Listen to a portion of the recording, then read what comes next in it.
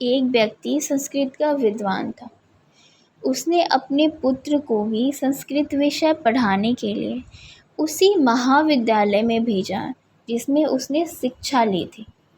अब शिक्षा पूर्ण करके जब पुत्र लौटा तो पिता ने पूछा, तुम्हें संस्कृत की विद्या देने वाले गुरु कैसे मिले?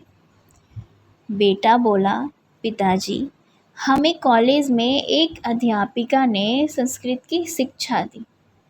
इतना सुनते ही पिता बोल पड़े, अरे यह कैसे हो सकता है? एक स्त्री कैसे गुरु हो सकती है? जब मैंने शिक्षा ग्रहण की थी तब तो वहाँ एक बुजुर्ग पुरुष अध्यापक पढ़ाते थे। पुत्र हंसते हुए बोला, पिताजी, गुरु न पुरुष होता है और न स्त्री।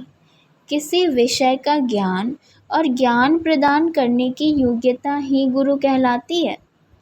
आप संस्कृत के विषय में मुझसे कोई भी प्रश्न पूछ लें, मेरे गुरु ने मुझे वही ज्ञान दिया है जो आपके गुरु ने आपको दिया था।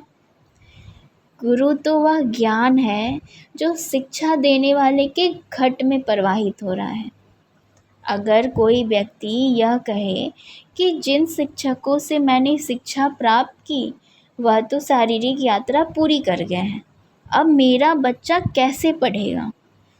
और इसके उत्तर में वह सोचे कि हाँ, मेरे पास तो मेरे गुरु की एक तस्वीर है, उसे मैं अपने बेटे को दे दूँगा ताकि वह उसी से ही काम चला ले।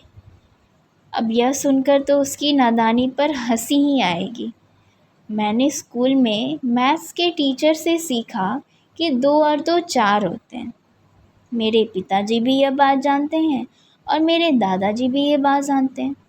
हाँ, बेशक सबके मैथ्स के टीचर अलग अलग थे, लेकिन शरीर बदलने से सिद्धांत तो नहीं बदलता।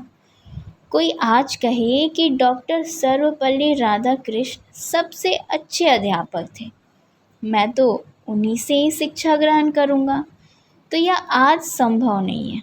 जिस प्रकार आज इस समय के अध्यापक और इस समय के डॉक्टर से ही काम चलेगा, उसी प्रकार आध्यात्मिक विद्या के लिए भी इस समय के सद्गुरु की ही आवश्यकता है।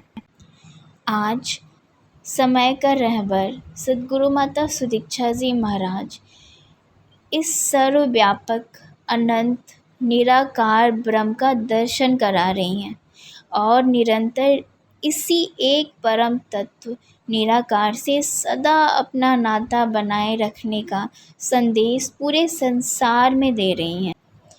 आज इस समय के रहबर को पहचानते हुए इस परम पिता परमात्मा के दर्शन करके अपने जीवन को इसके एहसास में जीते चले जाएं जी। धन्य निरंकार जी।